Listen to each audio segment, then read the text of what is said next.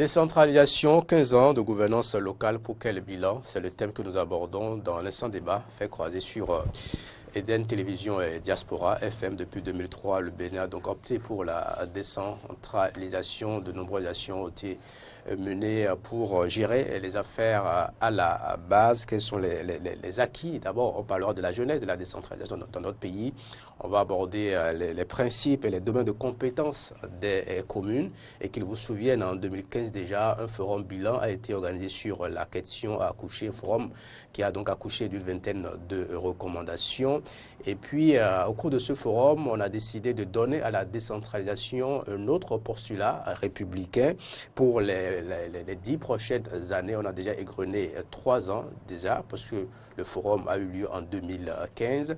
On a parlé, bien entendu, de la maturation institutionnelle et la montée en puissance du développement territorial par la modernisation de l'administration à la base. Qu'est-ce qu'il en est aujourd'hui? On va aborder le sujet avec nos invités. Franck Kenevo, il est le président du réseau des journalistes spécialisés dans les questions de la décentralisation, de gouvernance à la base, président de la fondation Le Municipal qui a aussi un hebdomadaire dont il est le fondé. Franck Kenevo, bonjour.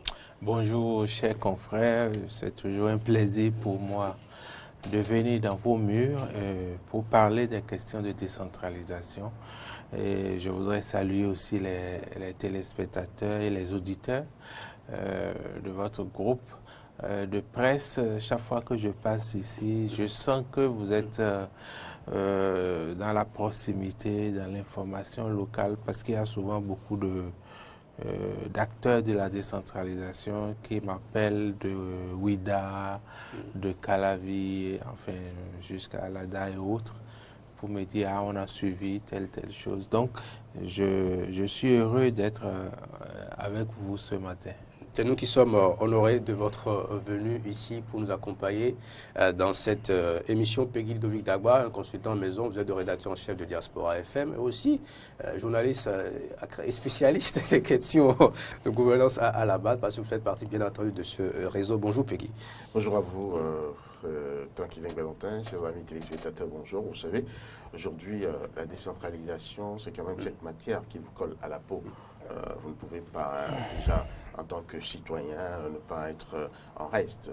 Ensuite, en tant que journaliste, je crois que nous donnons d'abord dans des reportages de proximité. C'est ce qui nous touche, ce qui touche les populations au quotidien. C'est de ça que nous parlons. Donc, nous sommes amenés forcément à manipuler la matière décentralisation. Donc, quoi qu'on dise, c'est un postulat que nous défendons et c'est tout à fait normal que nous puissions nous retrouver dans cette association qui est née pour vraiment donner, bien sûr, une visibilité et pourquoi pas aider vraiment la décentralisation à atteindre ces objectifs ici au Bénin. Mais Sira, vous, à l'instar de d'autres pays de la sous-région, le Bénin a opté depuis 2003 pour cette réforme de gouvernance à la base. Qu'est-ce qui se faisait avant et qui a nécessité cette nouvelle forme de gouvernance?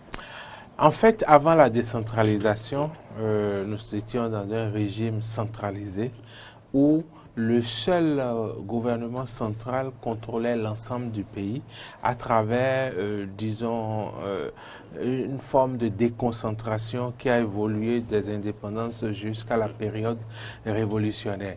Dans tout ce processus-là, il y a eu des moments de simulacre de décentralisation.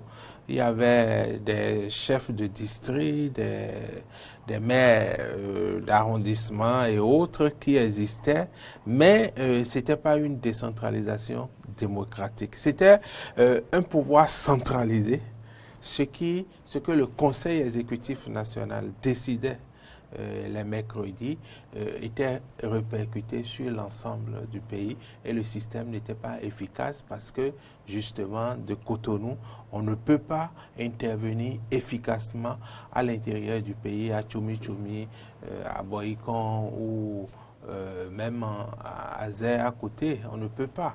Donc c'est ce constat-là que la conférence nationale. C'est ça, la décentralisation au Bénin fait partie du consensus issu de la conférence nationale parce que c'est recommandé par la conférence nationale. Et c'est pour cela que dans notre constitution, vous avez tout un titre qui organise la décentralisation au Bénin. Donc, de ce point de vue, il faut véritablement comprendre que le Bénin, ce n'est pas le régime Soglo ou alors le régime Kérékou qui a décidé de lancer le processus de décentralisation. Mais ça a été une recommandation des forces vives de la nation dans le cadre de la conférence historique de février 90. Parce que le constat était là. Le pouvoir centralisé n'était plus à la mode. Le pouvoir centralisé ne permettait plus à l'État d'assurer les services de base aux populations. Le pouvoir centralisé de 1960 à la fin des années 80 était totalement en lambeaux. Le constat, ce n'était pas le Bénin seul. Vous prenez tous les pays de la sous-région, tous les pays d'Afrique, et même au-delà de l'Afrique, tous les pays qui ont été centralisés, comme la France. Vous voyez, depuis 2008, la France ne s'est pas remise de la crise de 2008, alors que l'Allemagne, la Suisse, ces modèles de décentralisation n'ont pratiquement pas connu cette crise-là. Donc, il faut comprendre qu'aujourd'hui, les contingences du monde d'aujourd'hui ne permettent plus à un gouvernement de siéger au niveau de la capitale ou de la métropole, de décider et de faire exécuter ça sur l'ensemble du territoire. Ça ne marche plus. Les communautés ont des aspirations, les communautés ont des desiderata qu'il faut prendre en compte dès la base et les organiser afin que ces aspirations-là soient organisées et traduites en plan de développement communal. C'est ce que le Bénin essaye de faire depuis 2003 avec un bilan plus ou moins mitigé, mais nous sommes sur la bonne voie. C'est ça qui est important. Nous avons commencé ce processus en février, le 8 février 2003. Le conseil communal de Ouaké a été installé, c'était le premier. Et donc, ça a donné le top à un ensemble de réformes, de mise en œuvre de réformes qui devraient normalement conduire le Bénin à promouvoir la démocratie à la base, le développement local. C'est l'heure du bilan. Le bébé a 15 ans. On va aborder le bilan de fond en comble. Vous avez indiqué que la décentralisation, c'est une volonté qui émane de toutes les forces vives de la nation depuis 90. Et comment expliquer que ce n'est qu'à 13 ans après et que ça a été concrétisé? Puisque c'est en 2003. On a fait la conférence en 1990. Comment expliquer ce retard? Non, comment expliquer ce retard? C'est d'abord que à la sortie de la conférence nationale, un nouvel État béninois, on va dire, naissait. Et il fallait d'abord s'occuper à mettre les fondements dans la Constitution, qui a d'abord été élaborée, ensuite votée, et puis les institutions de la République, qui, ma foi, ont été installées. Donc, c'était les préalables nécessaires à faire. Maintenant, après ces préalables-là, il a fallu maintenant que les deux régimes qui se sont succédés, on va dire, vraiment puissent prendre fait et cause pour la décentralisation. Vous n'êtes pas sans savoir que cette décentralisation ne peut quand même pas sortir comme ça, ex nihilo. Il faut la préparer, il faut les tests, il faut voir un peu les conditions dans lesquelles on va vraiment appliquer cette décentralisation pour qu'elle soit efficiente, pour qu'elle soit vraiment à la santé de ce que veulent les populations. Parce qu'il faut quand même le remarquer, la décentralisation, c'est l'adhésion des populations à la base, à la à la politique publique nationale, on va dire. C'est l'État central qui se déconcentre, qui se décentralise vers la base, et il faut forcément que ceci se fasse selon les aspirations des populations. Donc tout ceci devrait pouvoir être, traduit dans des tests vraiment solides qui prévoient réellement toutes les situations qui devraient pouvoir encadrer vraiment une décentralisation réussie. Et c'est ce qui a été fait et ça a pris du temps. Souvenez-vous que nous avons eu, par exemple, la mission de la décentralisation, la mission qui donc s'est occupée de l'élaboration des tests, de tout ce qui est collectivité locale, comment ces collectivités locales seront organisées, quels sont les éléments qui devraient pouvoir justifier un peu la vie et l'efficience de ces collectivités locales et sur quelle base on devrait pouvoir élire, par exemple, les conseillers municipaux et les différentes tâches auxquelles ces conseils municipaux devraient pouvoir, bien sûr, se consacrer. Donc tout ceci a pris du temps et c'est ça qui a amené à ce que 13 ans après, et souvenez-vous qu'il y avait déjà des voix, je crois, déjà sous le régime Soglo, qui s'élevaient pour appeler déjà à cette décentralisation parce qu'on en croyait un peu à ce que ce régime n'était pas vraiment trop d'accord, trop d'avis pour installer ces conseils municipaux parce que, quoi qu'on dise, c'est quand même une partie du pouvoir qui leur échappait en ce moment puisque les maires devront désormais s'occuper des questions à la base et selon donc, une organisation bien taillée par rapport aux tests et tout. Donc, il y a eu des réticences, peut-être notées formales à propos, parce que finalement, quand même, c'est qu'il y a eu des bases qui ont été posées, qui se sont poursuivies sous le régime Kérékou, qui finalement donc a réussi à mettre tout ceci en branle. Et en 2003, on a pu avoir cette élection, les premières élections locales, municipales, et on a pu avoir donc les maires qui se sont ébranlés. Donc, l'un dans l'autre, finalement, on l'a eu. Et depuis 2003, on en est là. Maintenant, ce qu'il faudra faire, c'est essayer d'évaluer les actes posés, le parcours de la décentralisation à maintenant, voir un peu les déterminants et comment maintenant passer à la phase supérieure. Parce que j'ai ouï dire qu'on est toujours à la phase 1 de la décentralisation, alors qu'on devrait déjà être à la phase 2. Justement, cette phase 1, à quoi cela elle retourne? Non, vous savez, je voudrais juste compléter. Peggy a dit l'essentiel, mais il faut noter que le régime Soglo avait commis l'erreur de coupler après les états généraux de l'administration territoriale en 1993. Comme il a dit, on a mis en place la Constitution qui a donné les bases de la décentralisation. Les experts se sont retrouvés en état généraux de l'administration territoriale en 1993 pour donner un contenu, les orientations.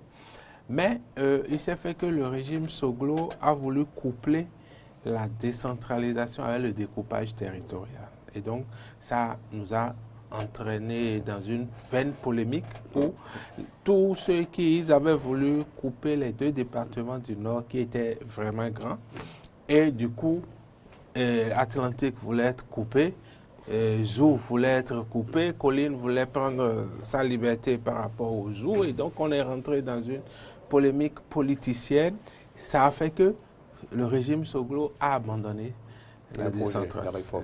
Et c'est le régime Kérékou qui est revenu et qui a évolué. Et puis du coup, les sondages donnaient l'opposition, la Renaissance du Bénin, le PAD et autres au pouvoir dans les grandes villes, et puis le régime Kérékou aussi ne voulait plus aller jusqu'au bout. Il a fallu, comme Peggy l'a dit, que des voix s'élèvent, que des partenaires commencent par conditionner la décentralisation à l'aide au développement, pour que, de façon courageuse, le président Kérékou convoque ces élections communales et municipales. Mais nous sommes effectivement à l'acte 1 de la décentralisation, c'est-à-dire nous avons retenu un certain nombre de niveaux de décentralisation. Au Bénin, nous avons un seul niveau de décentralisation, c'est la commune. Nous avons aussi un seul niveau de déconcentration, contrairement aux autres pays où vous avez des départements qui sont des collectivités territoriales, vous avez des régions qui sont des collectivités territoriales. Mais ce que je voudrais dire, c'est que même si nous sommes au niveau 1 de la décentralisation, parce que les gens souhaitent déjà que les arrondissements soient décentralisés au Bénin et qu'on puisse voir, est-ce qu'on ne va pas mettre ensemble un certain nombre de communes et parler de régions, hein, avec la décentralisation régionale. Mais moi, je crois que si vous regardez tous les pays de l'Afrique qui ont multiplié les collectivités territoriales, ils n'ont pas eu le résultat que le Bénin a eu. Le Bénin a fait un choix de cohérence et on lit clairement dans notre décentralisation. On sait que nous avons 77 communes, pendant que d'autres pays, il est vrai, plus vastes que le Bénin, sont à 300, 500, hein, et au-delà. Le Sénégal avait eu jusqu'à 4 niveaux de décentralisation. Maintenant, ils sont revenus à 2 niveaux. Vous voyez, donc tout ceci montre que quand même le choix prudent des pères concepteurs de la décentralisation béninoise était pertinent. Parce que aujourd'hui, si vous prenez le territoire béninois, nous avons 12 départements. Au sein de ces 12 départements, nous avons 77 communes. Au sein de ces 77 communes, nous avons 546 arrondissements. Au sein de ces 546 arrondissements, nous avons à peu près 5290 quartiers de villes et villages. Et cette carte-là me paraît très cohérente et permet à l'État d'intervenir plus facilement. Maintenant, si nous mettons des régions qui sont des collectivités territoriales, où nous regroupons au sein d'un département ou de plusieurs départements des collectivités territoriales et pour en faire un département collectivité territoriale, ça va être compliqué. Le partage de compétences, vous savez, sous François Hollande, la France a été obligée de relire sa carte de l'administration territoriale parce qu'il y avait des compétences qui se chevauchaient entre les régions, les conseils régionaux, les conseils départementaux, les collectivités territoriales de moyen exercice, de plein exercice, etc., etc.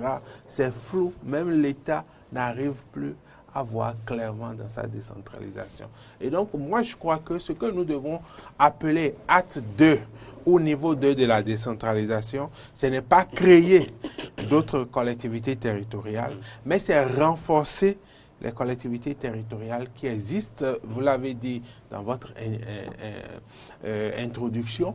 Le forum bilan des 12 ans de la décentralisation était formel.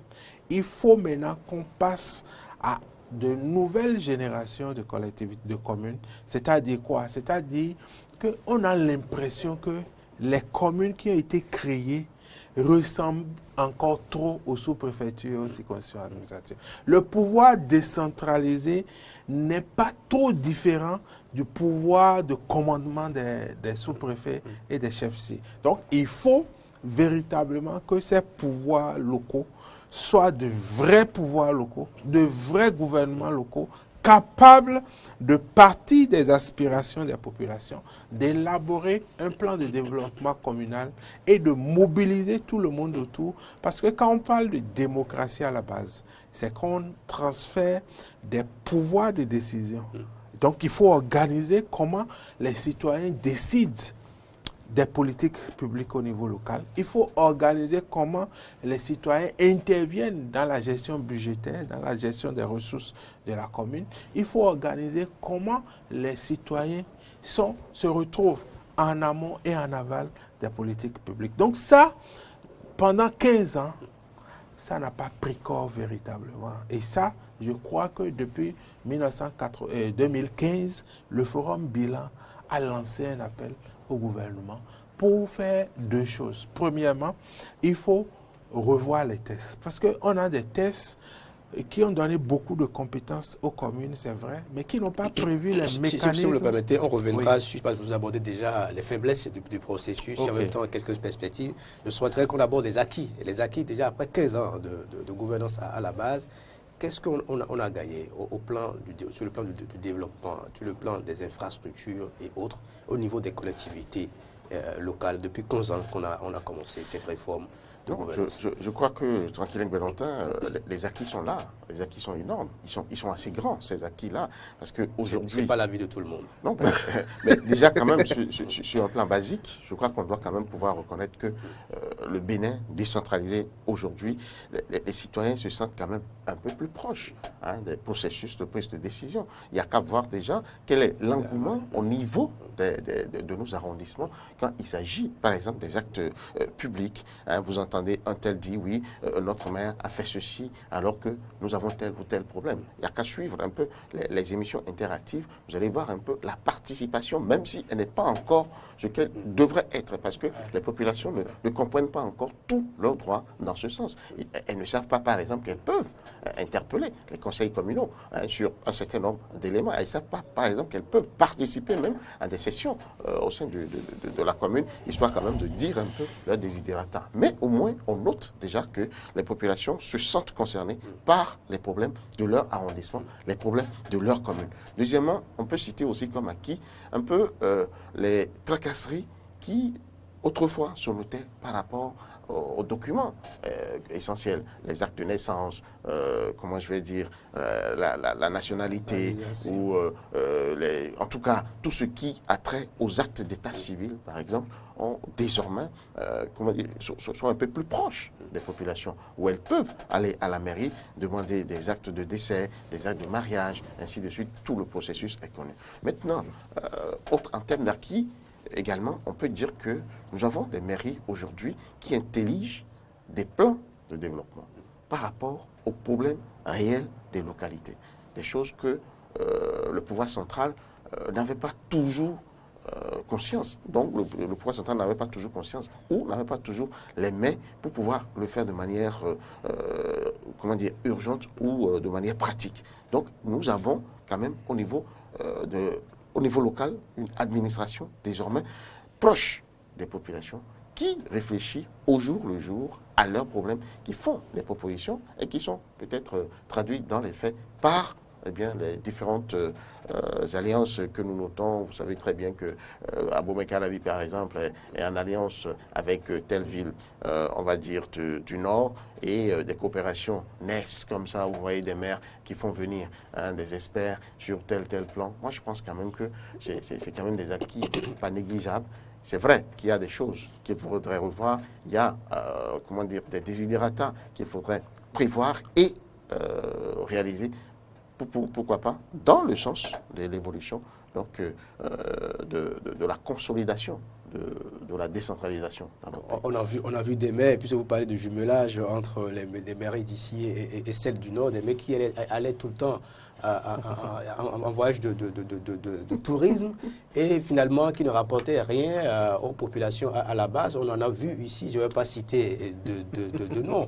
Et quand vous leur parlez, qu'est-ce que vous avez fait pour votre population? On vous dit, voilà, on a fait le lotissement dans telle région, puis justement parce qu'à travers le lotissement, ils arrivent à accaparer des terres. Voilà autant de pratiques. Est-ce qu'à côté de ça, on peut parler d'acquis en dehors de l'engouement qu'on a observé à la base au niveau de la population, du point de vue développement? Et l'autre chose également, on voit des maires, quand on parle du le plan de développement communal, des gens qui s'achètent des véhicules de 40 millions et de 30 millions, alors qu'à la base, il y a des problèmes plus réels. Les gens n'ont pas d'infrastructure éducative. Et le maire, un élu local qui s'achète un véhicule de 40 millions dans les caisses avec l'argent de la mairie, alors même que cette mairie n'a pas une forte capacité de mobilisation. Non, ce que je dis, vous savez très bien. C'est tout à fait vrai. Ça pose un problème. Alors que déjà, elles ont un réel problème de mobilisation des ressources pour accompagner les actions de développement de la déjà région. de pistes de desserte rurale qui attendent d'être ouvertes et pourquoi pas d'être tracées afin de permettre quand même le transport, la fluidité des populations. Bon, ce que moi je voulais dire avant que Franck Kenevo ne prenne la parole, c'est que tout ça c'est à mettre sur le compte, on va dire, des dérives, on va dire, inhérentes à la pratique de la décentralisation. Tous les maires ne le font pas. Heureusement, tous les maires ne le font pas, même si à chaque maire, on a forcément des choses à reprocher. Ici, je pense que c'est encore un peu la faiblesse des tests. à ce niveau, parce que tant que vous faites des tests que vous ne les appliquez pas, vous n'allez pas vous rendre compte de leurs limites. Je crois que c'est des éléments que, eh bien, on doit verser au niveau du bilan et voir comment renforcer les tests pour éviter ce genre de dérive. Parce que quand un élu local, vraiment à la base, va s'acheter un véhicule de 40 millions, alors que peut-être avec 100 000, 200 000 seulement, on peut régler un problème, des milliers de problèmes qui sont à côté. Je pense qu'avec ces 40 millions, on peut franchement agir sur les problèmes des populations. Et ça aussi, ça dépend aussi de la force des populations qui sont ainsi gouvernées. Si les populations vraiment interpellaient, avaient prise sur ce conseil municipal. Par exemple, ce problème précis, c'est de faire la même chose par rapport aux rémunérations du maire. Les maires sont rémunérés en fonction de leurs ressources, en fonction des ressources de leur commune. Donc, est-ce que c'est respecté dans la pratique? Oui, c'est respecté parce que le receveur percepteur qui est envoyé par le ministère des Finances veille à ces éléments-là. Donc, il faut peut-être voir dans quelle mesure on va obliger le maire à avoir un train de vie qui corresponde au niveau de ressources de sa commune. On peut faire ce travail-là. Mais n'oublions pas les acquis. Voilà, il est important de rappeler cette dérive-là pour mieux comprendre les acquis. Il y a parlé par exemple de l'engouement. Je suis d'accord. Il y a même un maire qui a acheté le véhicule avec l'argent de la commune et qui a mis son nom dessus. Bon, ouais, je ne mens pas alors. Non, ce n'est pas faux. Et c'est les audits qui ont révélé cela et il a été sommé de changer, de faire la mutation. Les autres acquis. Alors, les acquis, c'est que, comme Peggy l'a dit, le fait même qu'il y ait un pouvoir à la base de proximité et que s'il y a un problème, la population puisse aller vers le chef d'arrondissement, le maire, etc., etc., ça crédibilise l'État. On n'a plus besoin d'aller à Cotonou pour sentir l'État agir au niveau local. Deuxièmement, les maires se battent aujourd'hui pour construire des salles de classe, des centres de santé, pour donner de la voix lorsque ça ne va pas, quand les ressources sont mobilisées. Quand même, cette année, le gouvernement va injecter près de 44 milliards avec les partenaires au niveau des 77 communes. Donc ces ressources-là vont directement à plusieurs guichets, c'est vrai, mais le gros lot est drainé vers les investissements, les infrastructures, les écoles. Vous voyez souvent des écoles en pleine brousse où on met fonds FADEC, telle année. Vous voyez forage d'eau, les partenaires, grâce à la décentralisation, le Bénin a réalisé les objectifs du millénaire pour le développement, les OMD, en matière d'eau, accès à l'eau potable. Pourquoi? Parce que chaque commune étant une administration organisée, les partenaires n'avaient qu'à envoyer les ressources en fonction du plan de développement de chaque commune. Et donc, on a fait les forages. Malgré le scandale PPA2 et autres, le Bénin a réalisé et a atteint les objectifs de développement du millénaire. Ça, c'est des choses que vous ne pouvez pas appréhender si vous ne sillonnez pas les communes. Vous voyez les pistes rurales, les communes, beaucoup de communes ont pu acheter des engins lourds pour travailler, réparer un peu les pistes, pour que les productions puissent être évacuées vers les marchés. C'est vrai que ces engins, parfois, ont fait l'objet de surfacturation et ce problème-là, au fur et à mesure, on va les corriger. Le fait que... Il y a un élément qu'il est important de relever, parlant de ces engins lourds. Il y a certains maires, je ne vais pas citer aussi de noms, qui utilisent le titre de maire pour aller négocier ces engins-là au niveau de l'Occident. Ces engins arrivent sur le territoire national, ils devaient rentrer directement dans le patrimoine de la marine. Mais il y a certains maires qui créent des sociétés d'accord et signent des contrats, entre avec cette société-là et qui travaillent pour la mairie. Et l'argent va ailleurs. Et ça, on a vu ça dans le conseil communal et l'autorité de tutelle qui doivent... Lorsque le maire voyage, il faut dissocier, parce qu'il y a des maires qui sont des hommes d'affaires. On ne peut pas interdire cela, puisque le maire n'est pas un fonctionnaire de l'État. C'est quelqu'un qui exerce des charges publiques il peut avoir son entreprise.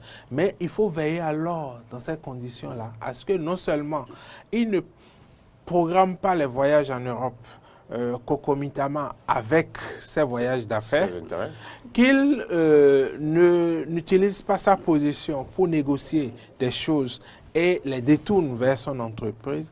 Tout ça, c'est un travail... Est-ce que dans les pratiques, c'est possible?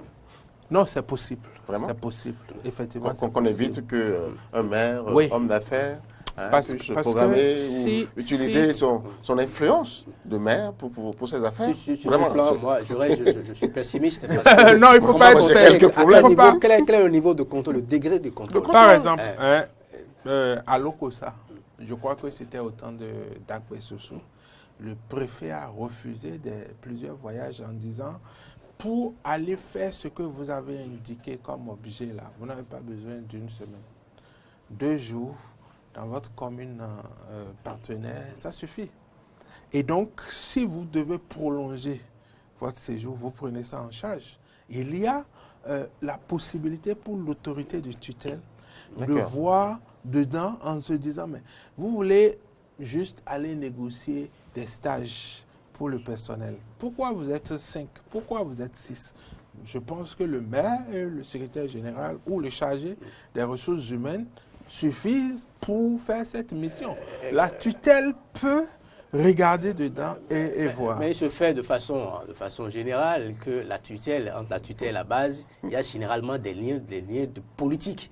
Et quand il y a ça, il y a aussi les amitiés assez prononcées. Et surtout les liens politiques. Bon, puisque tu es avec nous, il n'y a pas de problème, vas-y. Vous interpellez notre culture démocratique, notre sens patriotique, et aucun test ne peut régler ça. C'est le niveau. Nous sommes en démocratie depuis 1990, mais combien de Béninois manifestent la culture démocratique? Même au sommet de l'État. Si vous êtes capable de résister à une décision de justice, on peut critiquer une décision de justice, mais on doit s'y soumettre. C'est ça l'état de droit. L'état de droit, c'est que depuis le président de la République jusqu'au plus petit citoyen, tout le monde est soumis au droit. Tout le monde est soumis à ce que les juridictions chargées de veiller à l'application des lois disent. Donc, c'est la même chose. Vous voyez un ministre de la République, comment il gère les ressources. Et je vais vous dire quelque chose qui va vous surprendre. Pour moi, le dispositif légal et réglementaire là, donne plus de visibilité, plus de chances de bien contrôler les ressources au niveau local. D'abord, pourquoi? Premièrement, ce n'est pas le maire qui décide, c'est le conseil qui décide et le maire exécute. Deuxièmement, ce que le conseil décide, ce que le maire exécute, le préfet qui est autorité de tutelle, il a un droit de regard dessus, il peut refuser, il peut interpeller, il peut demander de changer, de modifier. Tous les marchés vont au niveau du préfet. Tout ce qui se fait, les décisions, les arrêtés, ça remonte jusqu'au ministre de la décentralisation. Deuxièmement, les citoyens, Peggy l'a dit tout à l'heure, les citoyens peuvent aller demander copie du budget, copie des délibérations, regarder, interpeller, signer des pétitions et le conseil communal est obligé de délibérer là-dessus. Donc, il y a tous ces mécanismes-là. Il y a les audits que les partenaires ont exigés avant de mettre leur fonds dedans. Donc, chaque année, toutes ces communes-là sont auditées. On regarde si les procédures ont été respectées. On regarde si vous avez payé un entrepreneur pour construire des salles de classe. On va voir les salles de classe. Ce n'est pas fini. Le Parlement peut dire, on veut vérifier comment tel fonds est géré au niveau des communes.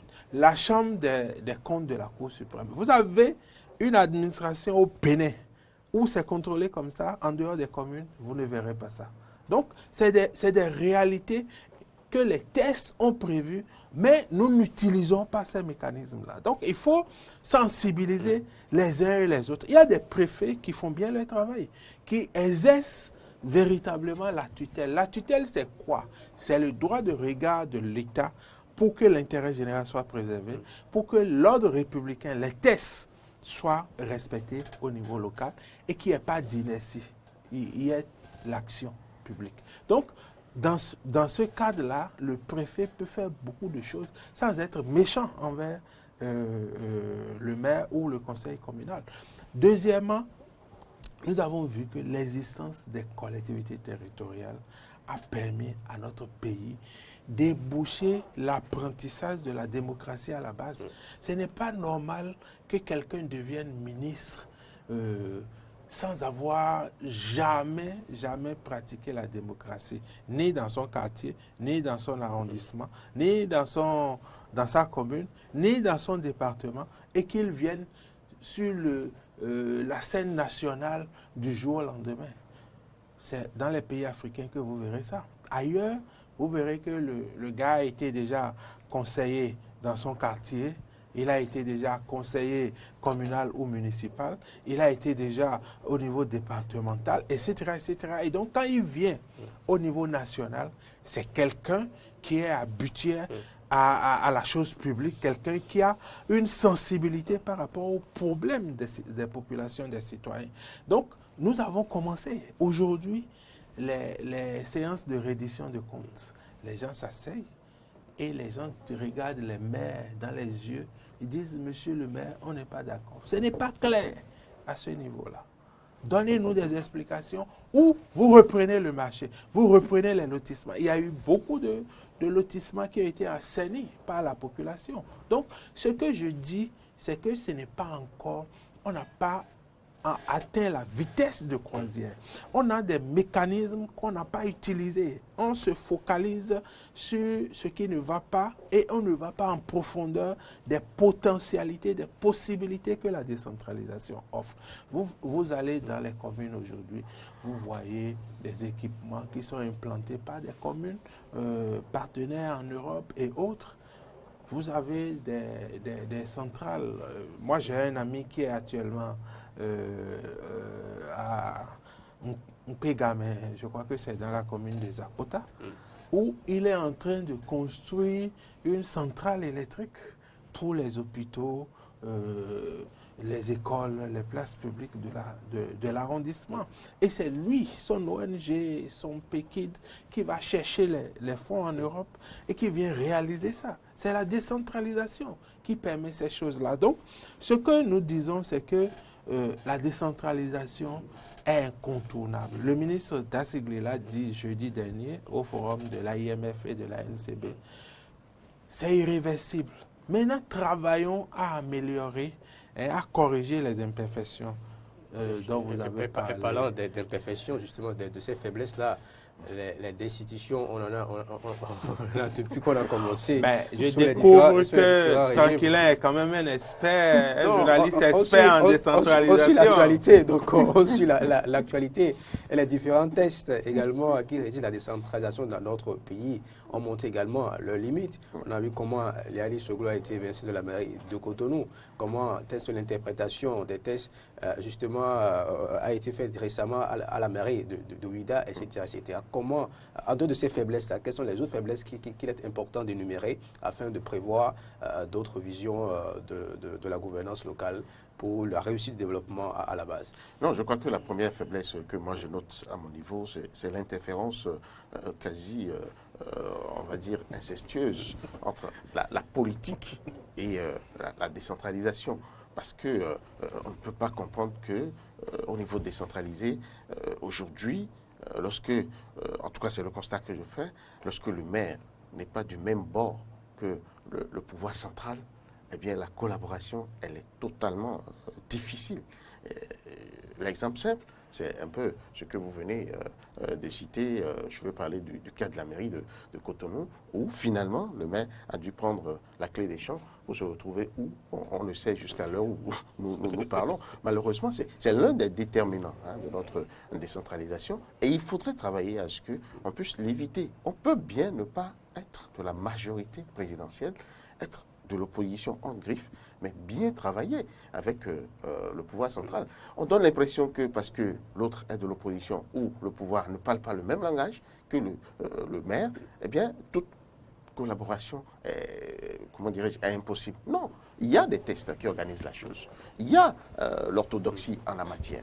Dès lors que eh bien, tout ceci est respecté, on ne devrait pas, en principe, avoir de problème. Mais pourquoi forcément inféoder la mairie au parti majoritaire? Moi, je pense que c'est l'un des gros problèmes de notre décentralisation qu'il faudrait réussir à régler. Le deuxième, oui, le deuxième, oui. Le deuxième, c'est un peu ce que vous avez dit aussi, les destitutions. Franchement, moi, je n'ai pas compris. C'est la conséquence logique du premier problème. Je n'ai pas compris. Oui, on a tout fait de tenter de nous faire comprendre que ce sont seulement les conseillers, les élus locaux qui, au sein du conseil, ne sont pas d'accord avec le maire, qui mettent en branle eh bien, les tests et qui obtiennent la tête du maire. Mais vous tous, vous savez très bien quels sont les éléments, quelles sont les influences et tout ce à quoi nous avons assisté par rapport à ça. Je ne sais pas si vous voyez un peu quels sont les périls que ça crée. Par exemple, au niveau local, quand un maire est déjà engagé, a déjà engagé des opérations, pourquoi pas des choses, et que quelqu'un d'autre, il est coupé comme ça dans son élan, et c'est quelqu'un d'autre qui vient s'installer, tout ce qu'il faut pour reprendre, c'est un recommencement. Comment va-t-on réussir à atteindre les objectifs que le conseil communal s'est donné? Voilà un autre problème, par exemple, c'est la mésintelligence souvent entre le conseil communal et les populations. Parce qu'il y a des populations qui ne se retrouvent pas du tout allant dans certains choix ou dans les choix opérés par les maires. Les maires qui aujourd'hui... Des populations ou des populations généralement suscitées, parce que...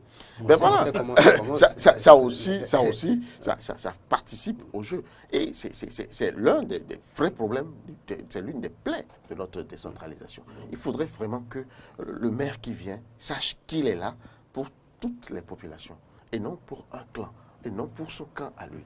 Parce que, vous savez très bien, hein, nous avons quand même des relations avec certains maires dans leur, comment dirais-je, dans leur précaré. Vous notez qu'il y a des gens qui ne font même pas partie de leurs problèmes, comment dirais-je, de leur prévision.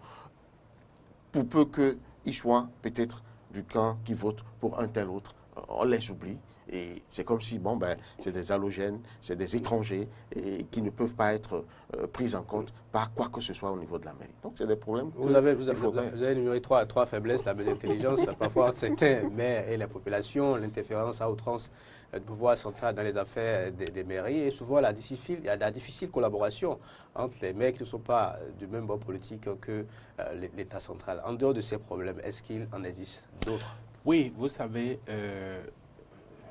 Peggy a mis le doigt sur un des vrais problèmes de la décentralisation au Bénin, c'est la politisation. Que ce soit du pouvoir central vers les collectivités territoriales ou au sein des collectivités territoriales où le maire, lorsqu'il est élu, doit surmonter les clivages politiques. Il doit être le maire de tous les citoyens de la commune et même il doit oublier son bord politique et travailler pour l'intérêt général. Mais la politisation a désorganisé les institutions de la décentralisation parce que lorsque le chef du parti qui domine la région n'a pas où caser quelqu'un, il l'envoie comme maire en attendant qu'une place se libère et après on l'envoie comme ministre, après on l'envoie comme député, etc., etc. Ce n'est pas ça la décentralisation. Deuxièmement, lorsque vous regardez aujourd'hui notre décentralisation, nous n'avons pas réussi véritablement à instaurer la démocratie à la base. Nous devons fonctionner sur la base d'une démocratie locale qui va former du personnel pour le niveau national. Donc, nous devons prendre les décisions de façon participative. Parce que si vous attendez que les gens payent les impôts et que personne ne sait ce que vous faites de ces fonds-là, l'année qui suit, là, les gens ne vont plus payer. Même si c'est une contribution obligatoire, etc., vous n'allez pas avoir ça. Mais si vous vous asseyez, et l'exemple du budget participatif qui existe aujourd'hui dans près de 2000 villes dans le monde démontre clairement que lorsque vous gérez avec les populations, lorsque vous discutez avec les populations, lorsque vous retenez les priorités avec les populations, la maire de Tofo me parlait la dernière fois de son expérience de budget participatif et je crois qu'il faut que les médias aillent voir cela. Moi-même, j'irai à Tofo pour voir un peu comment elle a mis en place un budget en discutant avec les populations, quartiers, arrondissements, pour recueillir les attentes, pour observer et centraliser ça. Parce que c'est ça. Vous voulez construire salle de classe alors que les gens ont besoin d'eau. Les gens se disent, bon, on fait 500 mètres pour aller en classe de l'autre côté. Vous n'êtes pas informé parce que vous ne descendez pas à la base. Eux, leur priorité, c'est d'avoir de l'eau. Mais vous commencez un chantier de salle de classe, ça les énerve à la limite. Donc, il faut réussir cela. Et c'est au niveau des tests que nous devons donner l'élan. Nous devons donner davantage l'élan. Deuxièmement, quand on parle de développement local, on parle de s'asseoir sur les potentialités d'une localité pour impulser le développement économique. Quel est le potentiel au niveau de cette commune? Quelles sont les productions agricoles? Quelles sont les ressources du sous-sol? Quelles sont les facilités, les opportunités sur le plan géographique, etc., etc. Et chaque commune doit déterminer ses potentialités économiques et bâtir son économie sur cela, autour de cela, de sorte que, vous savez, si vous traversez l'Allemagne d'une région à l'autre, vous découvrez l'identité de cette région-là. Vous allez en France, il y a des régions où c'est le champagne, il y a des régions où c'est les fromages, etc., etc. Donc ce travail-là, nous devons aller en profondeur, labelliser des produits où on sait que si je veux manger le gari vrai là, c'est telle commune, il faut. On organise les filières au niveau des communes et l'économie locale est bâtie autour de ça. Aujourd'hui, vous prenez, le gouvernement a une vision nationale. Mais cette vision nationale-là doit avoir d'ancrage au niveau de chaque commune. Qu'est-ce que ça représente lorsque Patrice Talon dit que lui, il veut bâtir une économie intégrée autour du port, autour du numérique, etc., etc. Le tourisme. Qu'est-ce que ça implique pour les communes? Qu'est-ce que chaque commune doit faire? Les communes qui ont des sites touristiques, les communes qui ont des sites historiques, qu'est-ce que le conseil communal fait de tout ça pour que, quand le gouvernement draine les financements, on puisse rebondir là-dessus? Qu'est-ce que ça dit à telle commune de se positionner par rapport à l'aéroport de Kolojigbe qui va être réalisé? L'économie locale des communes qui sont dans la zone, en termes d'infrastructures, d'hébergement, en termes de produits qu'on peut déjà positionner au niveau de l'aéroport. Il y a un certain nombre de choses que nous devons aider les communes à réaliser. Lorsque le gouvernement donne les orientations au niveau national, on doit les intégrer. Aujourd'hui, on parle des objectifs du développement durable. Ça, c'est un paradigme qui est international, mais qui draine des financements que les communes doivent capter. Donc, il faut organiser les communes. Il y a un travail de développement local. Nous n'avons pas réussi en matière de démocratie locale, mais nous n'avons pas le choix du côté du développement économique, parce que si la commune n'est pas viable et que, mine de rien, il y a des communes qui sont toujours subventionnées pour leur fonctionnement jusqu'à ce jour, ce qui n'est pas normal. Vous avez le secteur privé, les partenariats publics-privés que chaque commune doit développer. Donc, il y a un travail que nous devons amorcer sur le plan économique, de sorte que si moi je suis de Boycon, je ne sais pas, Peggy est de Ouida, Tranquillin... Plateau d'Aboumé. Ah, ok, non loin de moi. Mais si je vais chez moi, à Boycon, et que je n'ai pas les commodités pour être connecté au monde, pour travailler, pour avoir le téléphone convenablement, pour avoir le cadre de travail. Je n'irai pas. Je suis de Boycon, mais ça ne suffit pas pour que j'aille là-bas si il n'y a pas un minimum de vie. Je vais à Boycon le week-end. Quelles sont les activités culturelles que j'aurai pour me détendre? Je veux manger? Comment c'est organisé? Est-ce qu'en allant à Boycon, je vais manger exactement comme à Cotonou? Quel est l'intérêt pour moi d'aller manger à Boycon? Quelles sont les spécialités de Boycon qui ont été valorisées? Et on va...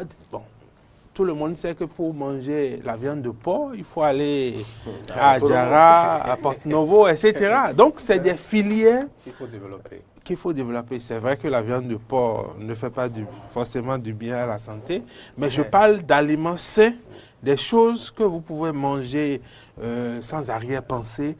Mais vous allez à Parakou, qu'est-ce que Parakou m'offre que je ne peux pas trouver ailleurs? Vous avez le chocolat. Une précision, hein, la viande du porc ne fait pas du bien à votre santé, à vous. Mais non. ceux qui en mangent savent. Non, il y a des experts qui disent que voilà, quand vous mangez la viande de porc, ça fait une semaine avant que les traces ne disparaissent de votre corps. Hein. Bon. Voilà, donc autant d'éléments qu'il faille prendre en compte pour la réussite de ce processus. Les perspectives, il faut qu'on les aborde pour conclure. Peggy de Vidagba.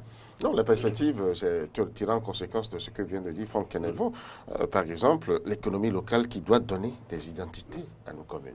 C'est très, très important. Ça veut dire quoi? Ça veut dire que la décentralisation, ce n'est plus seulement que sur le plan politique, mais c'est également sur le plan économique.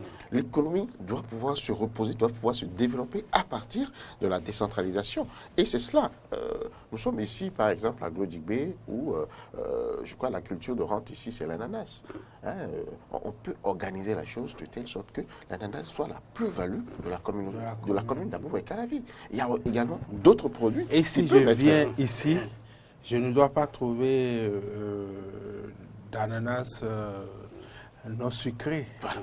On doit tout faire pour que si quelqu'un vient manger ananas à Glodjibé, que ce soit de l'ananas bien sucré, bien aromatisé, nature, hein, pas trop d'engrais, etc., etc. Et donc vous verrez que tout le monde, tous ceux qui vont traverser la commune vont se dire, ah, ici, si tu achètes un ananas ici, c'est la qualité. Mais aujourd'hui, tu achètes à Glodjibé, à Alada, il y en a qui sont merci sucrés, à vous. On va conclure plus de 50 minutes de décryptage des 15 ans du processus de la décentralisation en République du Bénin. Franck Kenevo, je rappelle que vous êtes le président du réseau des journalistes spécialistes justement de la question dont nous débattons ce jour et président de la fondation Le Municipal, dont l'émanation est bien entendu l'hebdomadaire Le Municipal, qui est le seul d'ailleurs au pays qui parle de la décentralisation. Votre conclusion? Je crois qu'aujourd'hui, on parle de toiletter les têtes, c'est une bonne chose. Mais moi, je propose qu'on puisse élaborer un document qui va promouvoir véritablement la démocratie et la gouvernance locale. Et ce document doit indiquer clairement qui sont les acteurs du jeu démocratique local, qu'est-ce que chacun fait, quelles sont les sanctions lorsque chacun ne joue pas son rôle. Vous savez, nous sommes en transition, nous sommes en apprentissage. Nous n'avons pas cette culture-là encore de la démocratie et de la décentralisation. Donc, il faut un test, il faut un document qui oriente les gens pendant un temps et qu'on sensibilise. Aujourd'hui, je ne sais pas qui l'a dit sur ce plateau, mais les citoyens qui sont les vrais destinataires de cette réforme ne comprennent pas qu'ils ont des droits, qu'ils peuvent aller à la mairie, prendre copie des documents et autres. Si on refuse, ils peuvent s'en référer au préfet qui va obliger l'administration à les donner ces documents. Si vous êtes un certain nombre, vous envoyez une pétition, le conseil communal est obligé de délibérer là-dessus. Donc il y a des choses, les gens ne comprennent pas parce qu'on n'a pas pris le temps de sensibiliser, d'expliquer. Les politiciens ont pris en otage la décentralisation. Il faut, comme le président de la mission de décentralisation, Joseph Tofsavi me le disait la semaine dernière dans une interview, il faut redonner à la décentralisation son âme. Son âme, c'est-à-dire la démocratie locale et le développement à la base. Plus rien d'autre. Politisation et autres, il faut enlever, il faut extirper ces germes-là, il faut enlever tout ce qui est corruption, tout ce qui est manipulation, etc. Et la décentralisation va retrouver cette lettre de noblesse dans notre pays. Merci à vous. Franck Kenevo, Pekidovic Daba. Non, juste pour attirer l'attention, attirer l'attention des gens sur le fait de communiquer vraiment sur les droits des populations en matière de décentralisation. Si les populations peuvent vraiment être au courant de leurs droits, de leurs devoirs, je pense que la décentralisation sera réussie. Cela passe par la vulgarisation. Elle pas encore davantage les maires. Il faut le contrôle. C'est parce que les populations ne savent pas. Le contrôle citoyen, faible. Voilà. Si on vulgarise bien les textes, que les droits sont connus, naturellement, je crois qu'ils doivent exercer la pression qu'il faut sur les maires pour qu'ils réussissent. Merci à vous. C'était donc l'instant débat fait croiser sur Eden Télévision et Diaspora FM en nouvelle diffusion sur votre radio, Diaspora FM, à 14h et sur Eden Télévision juste après l'édition du journal de 13h, 13h30.